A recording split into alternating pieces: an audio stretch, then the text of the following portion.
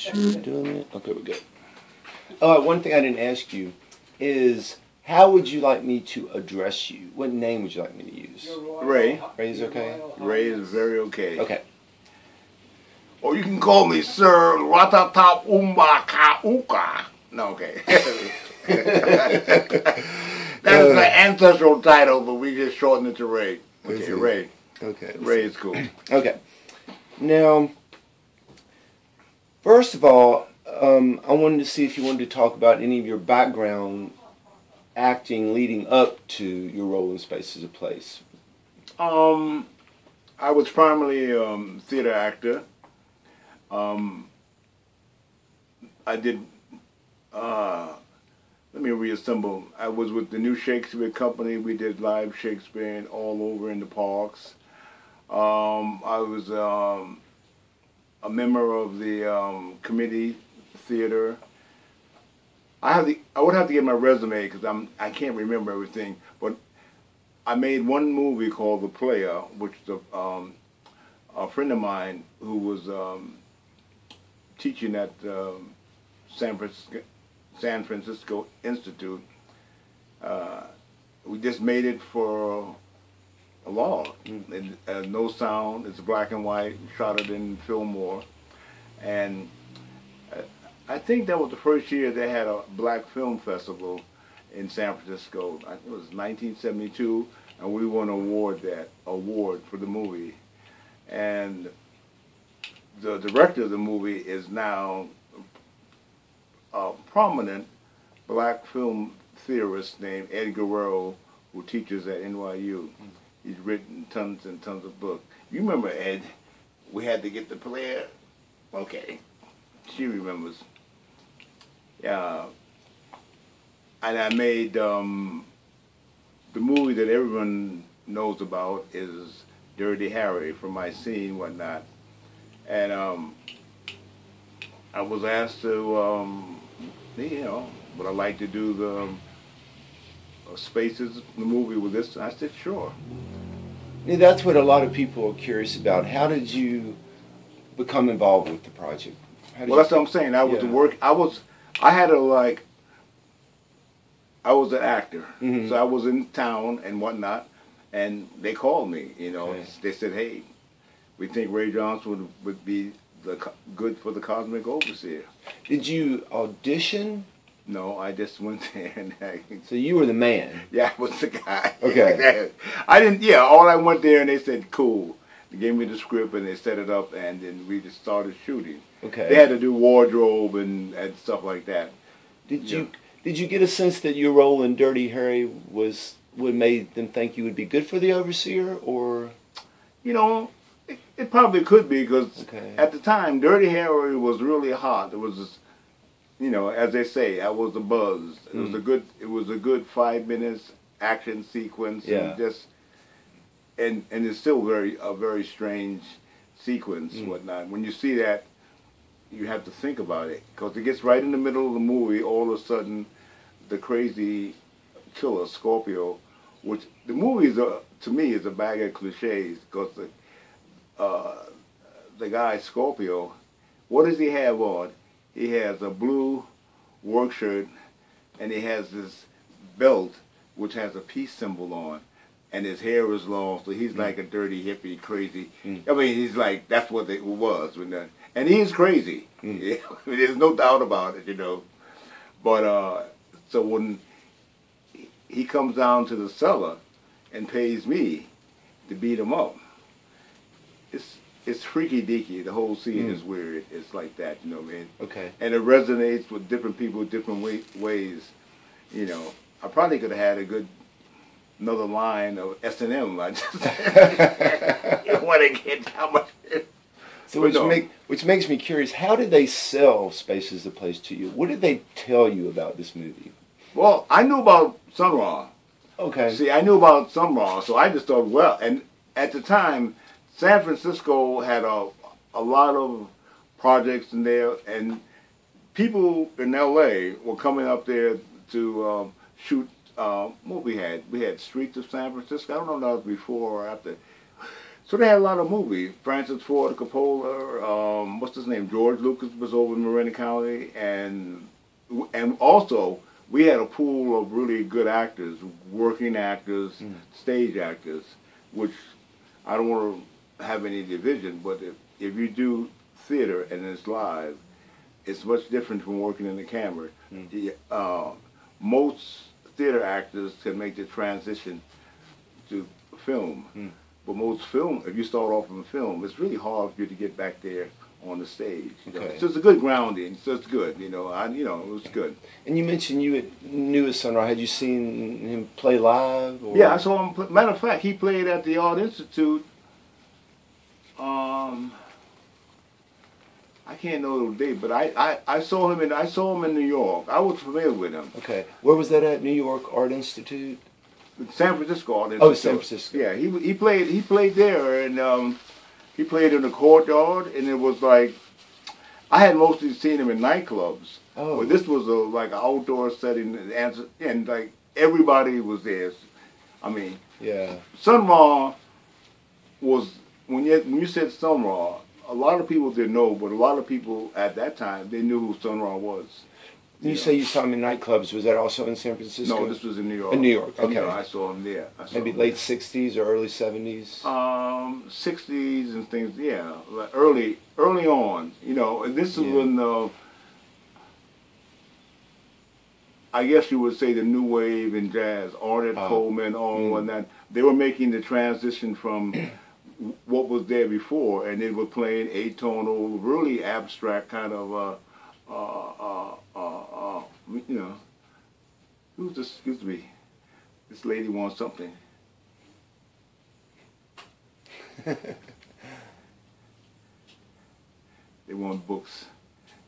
She wants a book. Okay, interesting. You didn't happen to see him at Slugs, did you? In New York? Yeah, I saw him at Slugs, and I showed him in the whole. You're gonna have to tell that lady something. Oh yeah. Okay, well that's amazing to know that you had that background of familiarity. And I'm like a jazz fanatic. I knew about him, I heard his music, and I had been introduced to him probably in the late 50s, whatnot, to me, because he was just like, he was a force. I mean, his music was like really different. And it had been different from like 20 odd some years. He started really early, and so by the late 50s, he was more underground. But by the 60s, people knew about him in America, and also they knew about him in Europe. He was really popular in Europe, whatnot, Okay. Yeah, so he was on the circuit, Okay, so they come to you about this movie, and you're familiar with Sun Ra. Did they give you an idea of the plot of the movie? Well, the plot is like, it's wild. Yeah. They told us what it was, but it was great. Yeah. Okay. Space, and he always talked about that was his theme, space, and he was sort of a futuristic. So that was it was intriguing. I'm trying to remember. That was before Star Wars, right? Movie came out in 73. I think Star Wars was like 76. So I don't know, but anyway, we had to check that about the release. Yeah. So I guess what I'm wondering is like they had movies like Superfly and Shaft, but to put the space themes with the kind of black gritty, yeah. So I call the black. They call the black exploitation film, but it was all about black urban, a life or something like that. Okay. So we had, that's where the overseer comes in.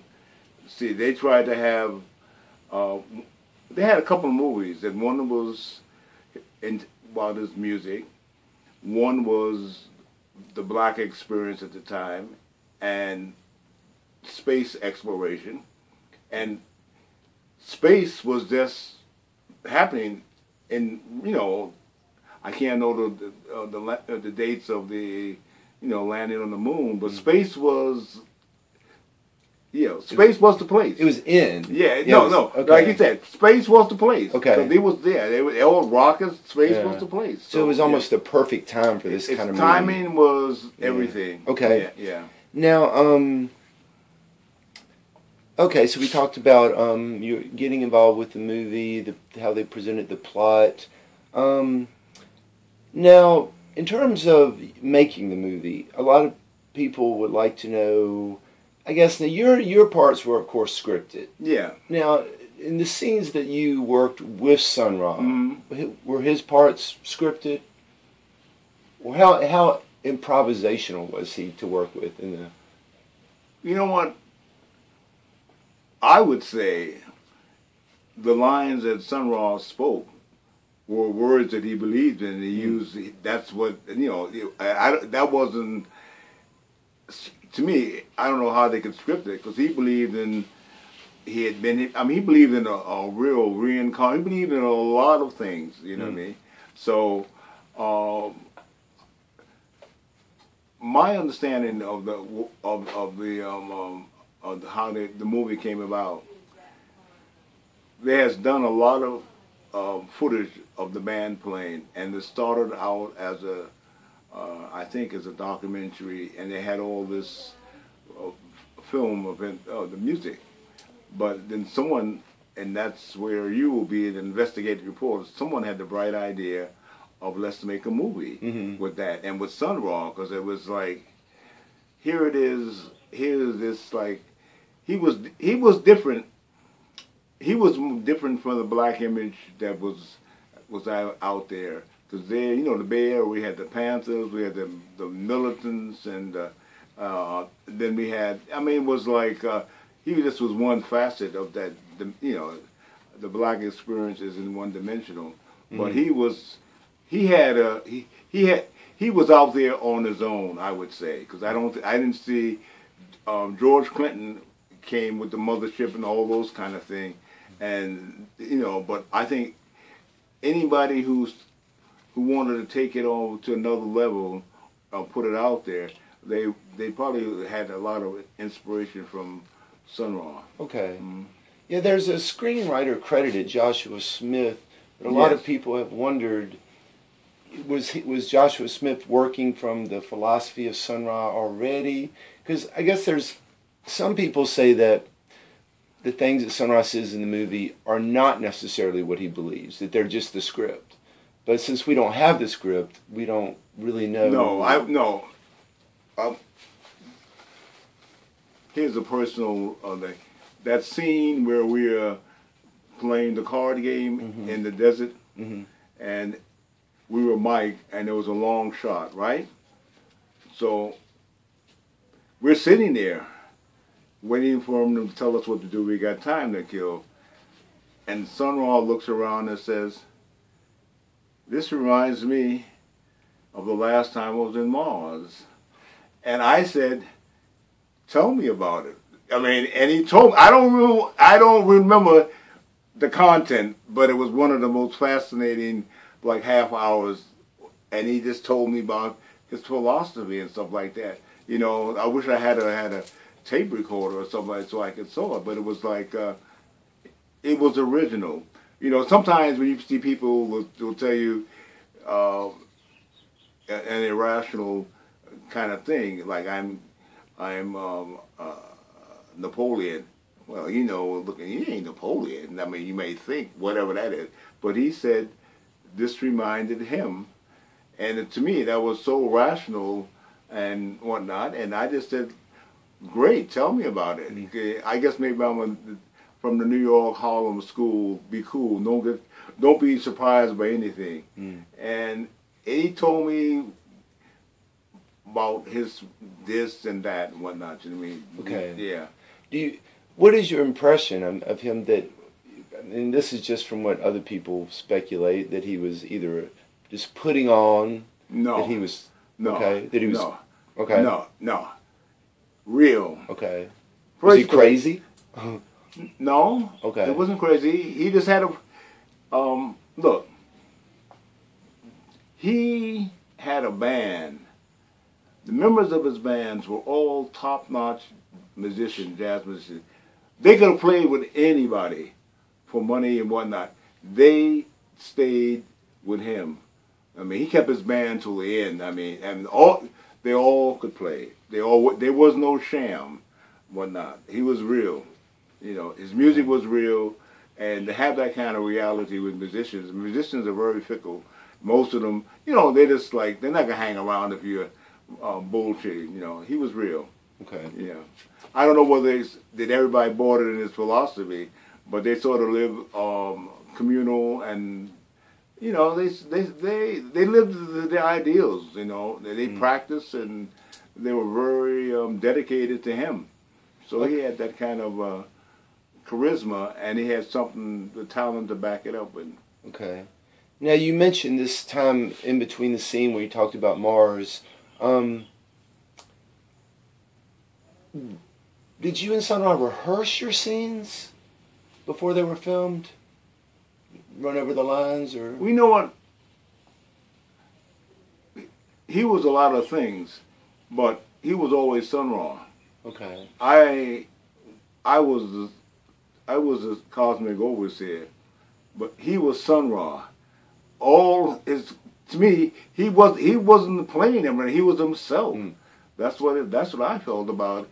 And as an actor, first I was looking for that kind of thing between actors, this and play off. But no, he was always Sun Ra. Okay. Okay. You know, he was Sun Ra. Okay. And, you know, it's nothing. You know, I'm the cosmic overseer. I'm acting this. He was Sun Ra all the time. Okay. Yeah. Okay.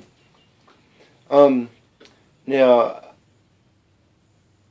one of the questions from the Sun Ra community, they wanted to know if you knew anything about where the money came from this movie. The money. Now, this is where the money was. The whole idea, and I would have to get my facts together. It was funded by a really rich trustafarian. They still had him then. He had a lot of money, and he had the gallery. I think what was it? A gallery in San Francisco. It was really avant-garde, cutting edge, and you know, it's just like anything else. At the time, people who had money, they were willing to fund a whole bunch of projects and stuff like that. You know what I mean? And the North American, and they made it North American star system. Mm. We all got paid money, but we didn't get paid big money. Mm. You know, but we got paid, and they did the best they could with the sets and the location and whatnot. You know what I mean? Okay. And they hired everybody there was a Bay Area actor. Okay. You know. Okay. We didn't have no big Hollywood names and nothing like that. You know. Okay. Now, before I move on to kind of finishing the movie, are there any stories from the making of the movie that you might not have mentioned yet you would add, or? The first time I saw we had a world premiere. Yes. In the theater. The first time I saw the spaceship, it blew me away. I love that spaceship. There's no spaceship. They got the futuristic, but that spaceship is just like, wow, perfect. He comes out there with this like, it looks like a Saturday morning kids cartoon spaceship, and it's great, man. You know, it's. Let me ask you about the first time you saw the movie. What was it? Was the premiere, I guess? Yeah. It was the premiere, and we got pretty interesting reviews. And where was the premiere at? In San Francisco. Okay. I'm trying to remember. It was a theater. It wasn't on Market Street. It was on Polk Street, and it was a theater, old-fashioned movie palace. and we had I think we might have had the Clegg lights. So we had a premiere. We had a Hollywood premiere, and everybody was there because the word of mouth had gotten around. It was shot in Hollywood, and so all the avant-garde, they were all there, and other people were there too. Yeah. You want to name drop any famous names? No, I didn't see. I don't know. Okay. I don't even know who was, but that's the people that were there. They were the creme de la creme of the. Okay. In San Francisco. San Francisco's always was, at that time in the 70s, you know, they had evolved from the hippie, and San Francisco is always evolved, and it's always been hospitable to people who have far out ideas and whatnot, you know what I mean? Okay. Yeah. And so what was the reaction to the premiere, to the movie? A lot of people, most people liked it, because it was like, it was definitely different. You know, it's probably about the most different movie you're ever going to see and stuff like that, you know what I mean? The theme and the actions and stuff like that, you know, it's a piece of work. It stands on its own. Okay. Yeah. And then what happened to the movie after the premiere? I think it sank into oblivion and until the younger generation discovered it. And what they got, because you couldn't even get prints. I mean, it was like, you know, after the premiere, I think it really played in Europe. I think the Europeans really responded really well. Because Sun Ra, they knew him in Europe, whatnot, and the movie and the whole thing. So, and like the Europeans, they always respond well to American art that's really different. Okay. And that was definitely different, you know what I mean? Okay. Yeah. And, see, the movie came out on VHS tape in 1993, and then it came out on DVD, and when was your first time seeing the movie again since you made it, and since the premiere? No, I remember, what year ago those? I remember I got what was it, VHS? Yeah, that came out in 93.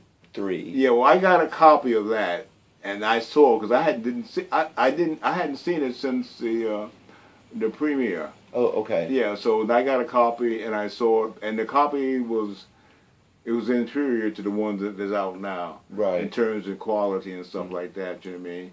And it was a gas. You know, 1993 is a while ago, and that version was Sun Ra's edit, where he had edited out the sex, drugs, and violence scenes. But it might be difficult to remember because that's so long ago. And then the DVD copy now, they have the sex, drugs, and violence scenes. Yeah. Any thoughts on Sun Ra taking some of those scenes out? No, if he had final cut and say, that's his prerogative. But in terms of like sex and things that were on the screen, it's very tame. It's mild. I mean, matter of fact, Megan, our host, she told me that I was involved in the sex scenes, and I didn't even remember. I remember the scene with the nurses and stuff like that, but I had totally forgotten all about that scene. And she kept saying, "Oh, Ray, you were in a sex scene. I said, I didn't do any sex scene in the movie. You know," and she said, "Yes, you did." And I said, "No, Megan." Then I looked at the movie, and there I was with the nurses and the stooge, what's his name? Jimmy Fay? Yeah, Jimmy Fay. Yes, it was like with that. I said, oh, but it was mild. I mean, you know, this is like, at the same time, in San Francisco, they had Marilyn Chambers in the Green Door on the Market Street. They had porno and movies. This is before, I guess you could get them in tapes, but they had that. So San Francisco, we had the topless and you know, we had topless bars, topless shoe shine, topless. I mean, it was like wild times, whatnot. You mean? Okay. Okay. Now I'd like to ask you just a few questions about what you think about some of the plot elements of the movie. Who is the overseer? The plot, if Sun Ra has this thing that the plight of black people, that there's nothing happening for us here, that we need to migrate to another planet of our own and stuff like that. So that's almost like a back to Africa kind of idea, which was espoused by Marcus Garvey, and a lot of black people always wanted to, let's go, black Zionists, let's go back to and have our own place, and et cetera, et cetera. But he took it out there. He wanted our own planet. So that was like for.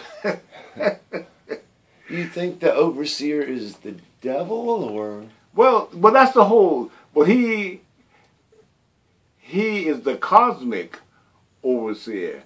So maybe this is all the old idea of good, the battle of good and evil. So he has to be. If he's the cosmic overseer, he is like the devil, or the people on the people who follow, and how they divided the right hand path and the left hand side. So he's always here on the left.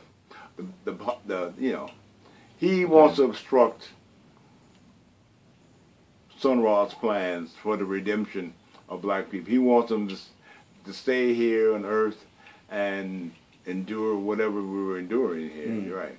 Yeah, some people, almost equate the overseer with Lucifer or with something evil. But one thing that I see in the movie is that when the overseer is confronted with violence in the movie, the violence towards the women or the innocents getting shot towards the end of the movie, the overseer seems to be unhappy with this use of violence in this struggle. My reading of the overseer, he is really content with that. Okay. That's part of his methodology to control people, drugs, sex.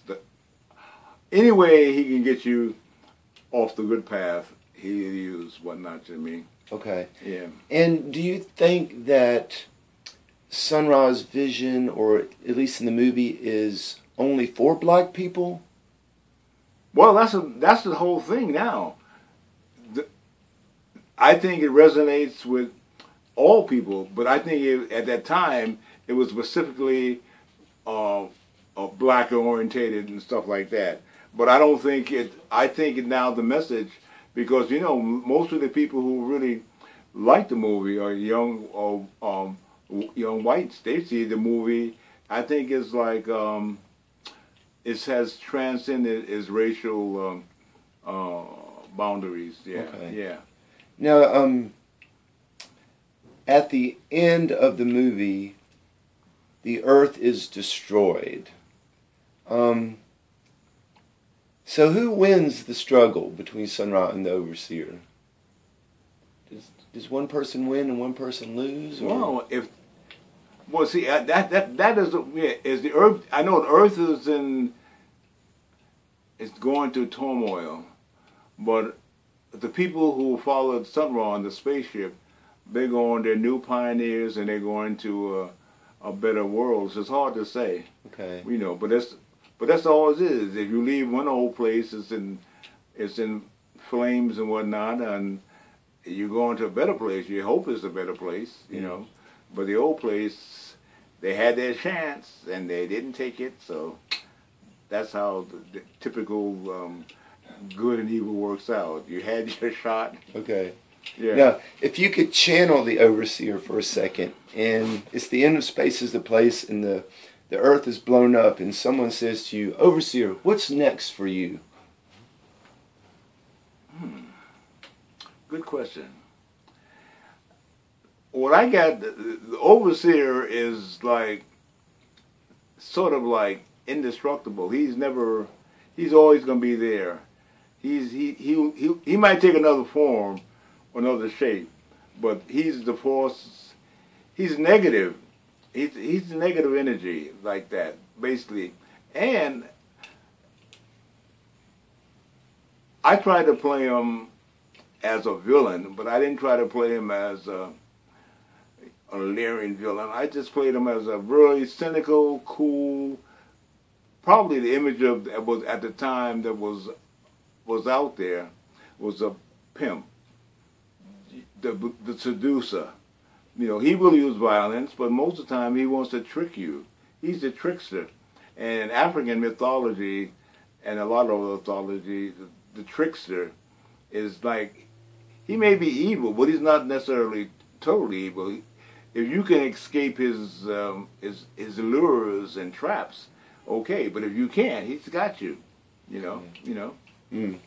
Now, and one of the comments that someone made, and at first I laughed at it, but then I thought about it. They said, "Space is a Place" is a really great movie, but it needs to be remade for the modern era. A good idea.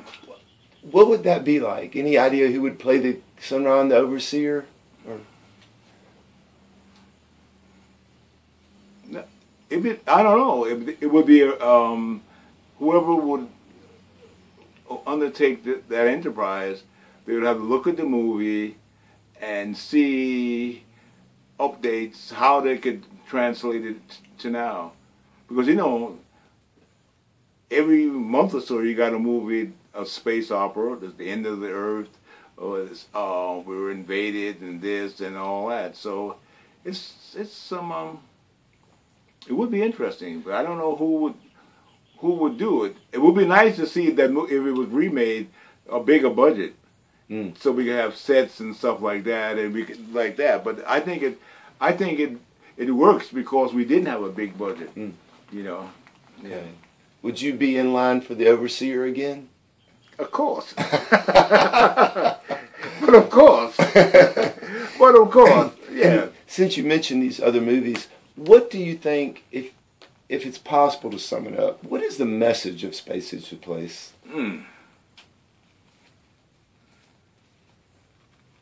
Well, you know, I just read recently that Sun Ra is also, he wrote his philosophy down, and he has, I think there's a couple of volumes of the writings of Sun Ra. I mean, I mean to get them, but I haven't gotten yet. But I think he would, the only way I can say what Sun Ra was, he's like an American original. You know, only the place that people like Sun Ra or Charlie Parker, I mean, like, they come right out of here, and they come from the black tradition, but they also from the tradition in America, that sort of openness, that willing to experiment with ideas and stuff like that. You know what I mean? You know, and that's where he comes from. And you can't define. I mean, it's hard to define Sun Ra. I mean, he's a musician. He played, and I haven't read his philosophy, but he also wrote down his thoughts and whatnot. Whether they are as significant as his music, that remains to be seen. But you know, but right now he's on his time in this galaxy. He made an impact. Yeah. Well, Ray, thank you so much. Any final messages for the people of planet Earth? Space is the place. All right. Tell them space is the place. Thank you, sir. Thank you so much. Can I get a Ray Johnson? Can I get a copy? Oh, absolutely, Okay. of course. Okay. Absolutely. Whatever I can Okay. be of service to you. And All right. I would also like to get you copies of Sun Ra's writings. I would like. Okay. Yeah, I would Okay. love Well, to. hey, I want to read them. Thank you. Yeah. They call it the immeasurable equation. Yeah. Yeah. Okay. Okay. Well, thank you. Thank you so Thank much. you. Okay. All right. All right. Good.